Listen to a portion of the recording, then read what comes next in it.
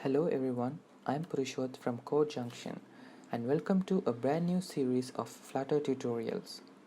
In this video, I'll be discussing about Flutter and its usage for absolute beginners. So, what is Flutter?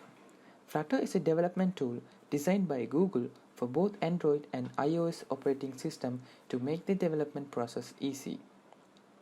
You may have noticed other platforms such as Windows and BlackBerry operating systems, but since they have outdated, they only considered about only these leading operating systems platform. Also, Flutter has become the one of the best development tool to do mobile development as well. In mobile development, we can categorize the development part into three types. First one, native development, and second one, hybrid development, and finally cross-platform development. In native development is where we separately design apps for both Android and iOS operating system. In Android, we use Kotlin and Java for the development process. For the most preferred tool is Android Studio as the IDE here.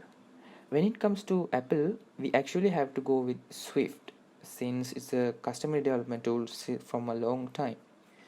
And secondly, in hybrid development, we use development tools such as HTML, CSS and JavaScript, which is very common for the web application development. Rather than the Ionic is one of the famous development tools used to hybrid development as well.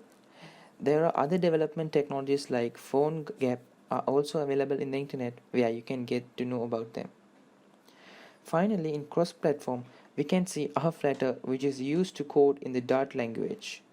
But rather than the Flutter, there are other cross-platform development tools are present also, such as Xamarin, which is designed by Windows, and React Native, one of the famous tools like Flutter. It is famous because Facebook uses React Native for their main development purpose. But why the Flutter becomes so popular among the development tools? Flutter is actually comparatively speed when it comes to execution of the application. You can execute it in your IDE to test it very efficiently rather than waiting for it to compile for a lot of dependencies and code sections. And Flutter is really flexible when you can write code using APIs, and you can even write code using Android for that using the libraries in Kotlin and the language Java as mentioned earlier. And then in Flutter you can get a very professional look of your application, and you will get a familiarity when you start using it. It is very easy to use comparing to other cross-platform development tools such as I have mentioned earlier before. Finally, I would like to discuss about the quick development feature, where it depicts an interesting feature called hot reloading, which means when you are writing code or making any changes in your application, the changes actually get saved in the application quickly, so that you don't have to build it each and every time to test your changes. So that is what makes the Flutter very epic than the other existing cross development platforms.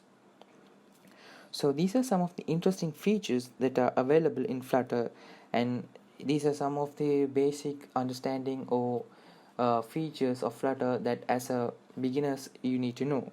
And I hope these details is sufficient for a beginner of Flutter. In the next video, I'll be discussing how to install Flutter on your Windows machine. So thank you very much for watching the video. So don't forget to subscribe to our channel. Thank you.